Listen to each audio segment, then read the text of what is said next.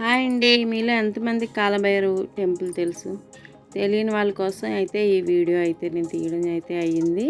ఈ full video చూడండి. ఎలా వెళ్ళాలి, ఎక్కడి నుంచి వెళ్ళాలి, ఏంటి అని చాలా వరకు చాలామందికి తెలీదు. అలాగే నాకు కూడా, నేను కూడా ఎంక్వైరీ చేశాక నేను వెళ్ళానమాట. ఎలా ఉంటుంది ఏంటి అనేది. అయితే ఇక్కడికి వచ్చాక మన సమస్యలు అయితే తీరితే మనకి ఏమైనా దోషాలు గట్రా ఉంటే పోతాయని అంటూ ఉన్నారు. అయితే ఆ మాట నిజమని నాకు తెలిసాకే ఈ టెంపుల్కి అయితే నేను వచ్చానండి. అయితే ఇది ఎలా రావాలి ఏంటి అంటే, మనం సింహాచలంకి ఎక్కడి నుంచైనా సింహాచలంకి అయితే రావాలి. సింహాచలంకి వచ్చిన తర్వాత అక్కడి నుంచి కాలభైరవ టెంపుల్ అంటే చాలా ఆటోలు వెళ్తాయండి. ఆటో ఎక్కి వెళ్ళిపోవచ్చు. అక్కడి నుంచి దగ్గరే 20 రూపీస్ తీసుకుంటారు ఒక మనిషికి. అక్కడి నుంచి ఇంకా గేట్ దగ్గర మనం వదిలేస్తారు. గేట్లోనికి అలౌడ్ లేదనమాట ఆటోలు, బళ్ళు గట్రా అంటే స్కూటీ అలాంటివి ఏమి. ఉట్టప్పుడైతే పంపిస్తారు. అమావాస్యకి అయితే మ్యాక్సిమం అమావాస్యకి చాలామంది వెళ్తారు. అందుకంటే పంపించరు. బయటనే పోలీసులు వాళ్ళందరూ ఉంటారనమాట బయటనే. అక్కడ చాలా అంటే సెక్యూరిటీ పరంగా అయితే చాలా బాగుంది అనిపించింది నాకు. మనకు పూజ సామాగ్రి కావాలంటే అంతా బయటే ఉంది. నువ్వుల నూనె, ఒత్తులు, ఇంకా నవధాన్యాలన్నీ సెట్ 50 రూపాయలకి ఇస్తారు. ఇంకా పాలు గట్రా వేరేగా కొనుక్కోవాలన్నమాట మనకి ఏం కావాలంటే అవి. ఇలా అయితే 2 కిలోమీటర్లు గేట్ దగ్గర నుంచి గుడిలోనికి 2 కిలోమీటర్లు అయితే మనం నడాలన్నమాట. అక్కడికి వెళ్ళాక పక్కన బోరింగ్ ఉంటుంది కాలు కడుక్కోవడానికి. ఒకవేళ మనకు దాహమే వేసినా బోరింగ్ వాటర్ తాగాలి. టెంపుల్ గట్రా అంతా చాలా బాగుందండి. ఈ టెంపుల్ గురించి చాలామందికి తెలియదు ఎలా వెళ్ళాలి ఏంటని. చాలా సింపుల్ అండి. సింహాచలంలో దిగి అక్కడి నుంచి ఆటోలు చాలా వెళ్తాయి. ఒక పర్సన్కి 20 రూపీసే తీసుకుంటారు. ఈజీగా వెళ్ళి ఈజీగా వచ్చేయచ్చు. కానీ ఎక్కువ మంది వెళ్తే 2 కిలోమీటర్లు నడాలి కదా, చక్కగా మాట్లాడుకుంటూ వెళ్ళిపోవచ్చు అనమాట. అప్పుడు మనం టెంపుల్ దగ్గరికి అయితే వచ్చేస్తాము. మేము వెళ్ళడం ఆఫ్టర్నూన్ వెళ్ళామన్నమాట. అందుకని అప్పటికే చాలా వరకు జనాలు తగ్గారు.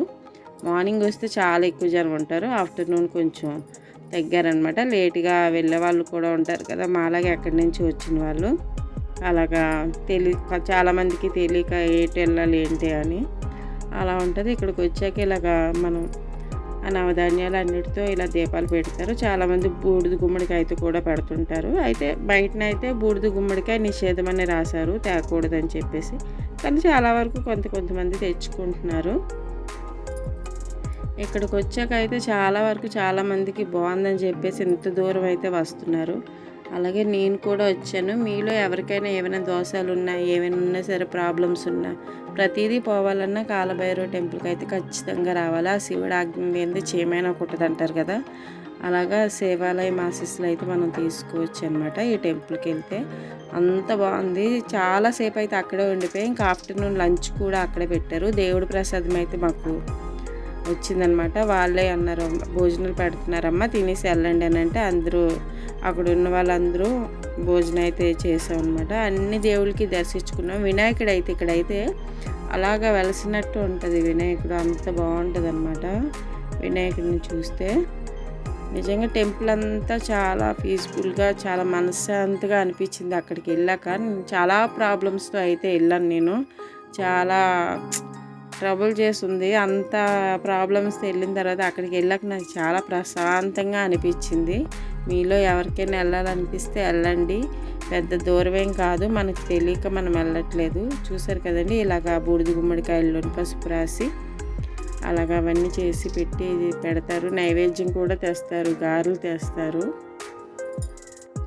చాలామంది నైవేద్యం తేకుండా నార్మల్గా ఇలా ఫస్ట్ టైం వచ్చిన వాళ్ళు అయితే ఇలా దీపం పెట్టేసి వెళ్ళిపోతారు. ఇంకేమైనా మొక్కులు గట్రా తీరిన వాళ్ళు ఇలా నైవేద్యం అయితే పెట్టుకుంటారనమాట.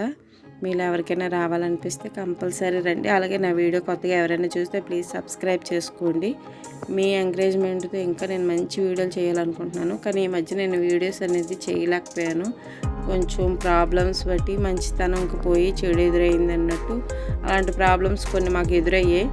అందుబట్టి ఇంకా నేనేం చేయలేకపోయాను. ఆ ప్రాబ్లమ్స్తోనే గుడికి అయితే వచ్చాను. అంత మంచి జరుగుతుంది అనుకుంటున్నాను. అయితే రిటర్ను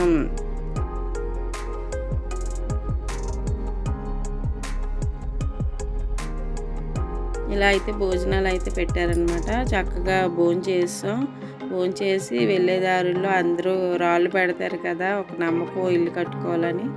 ఆ నమ్మకంతో ఇలాగా రాళ్ళు పెట్టారనమాట.